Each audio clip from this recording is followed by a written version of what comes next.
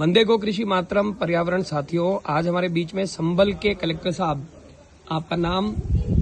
मेरा नाम डॉक्टर राजेंद्र पेंसिया है जी। आज हमारे बीच में यहाँ पर आए हैं मोकलावास गौशाला में हमारे अध्यक्ष जी नंदलाल जी भाटी के साथ में। हम आपसे निवेदन करते हैं, आपसे जानना चाहते हैं, और आपकी पत्नी धर्मपत्नी जी भी आपके साथ में। आज हमारे मोकलावास गौ संवर्धन आश्रम में आकर आपको कैसा लगा, आपका अनुभव हमारे साथ साझा करें। गौ माताओं के बीच में आना, गौशाला में सभी गो प्रेमियों से, गो पर अनुसंधान करने वालों से और गायों के बीच में रहने वाले हमारे सभी भाई बहनों से बात करना हमेशा आनंद और परमानंद की अनुभूति कराता है। तो थारपारकर गायों के ऊपर यहाँ जो शोध हो रहा है, गो आधारित विभिन्न प्रकार के उत्पाद बन रहे हैं, और इसके अतिरिक्त जिस तरह से चारों ओर गो, भूमि और कृषि, इनकी त्रिवेणी में ये मोकलावास गौशाला सभी को स्नान करा रही है, वो अद्भुत दृश्य है। ये प्राकृतिक दृश्य भी है, यहाँ पे गौ माता का भी आनंद मिलता है, और इसके साथ साथ अभी मंदिर निर्माण भी हो रहा है, वो भी बड़ा अद्भुत है।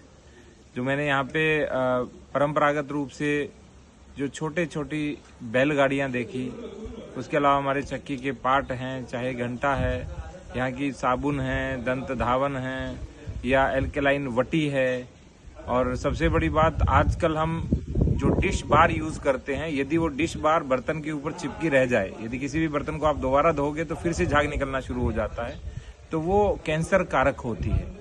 और ये जो डिश बार है, ये राख पर आधारित नेचुरल मिनरल वाली डिश बार है, यदि चिपकी भी रहेगी तो स्वास्थ्य के लिए लाभदायक है।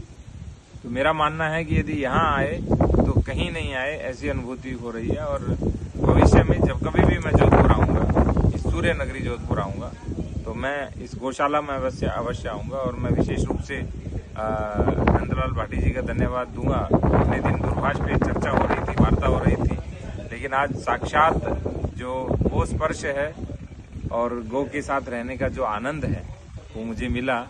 और आपका भी, आप पुराने तो हमारे डिस्ट्रिक्ट से ही हैं, श्री गंगानगर के 6 चक के रहने वाले हैं, वायुसेना में नौकरी की, उसके बाद यहाँ सेवाएं दे रहे हैं।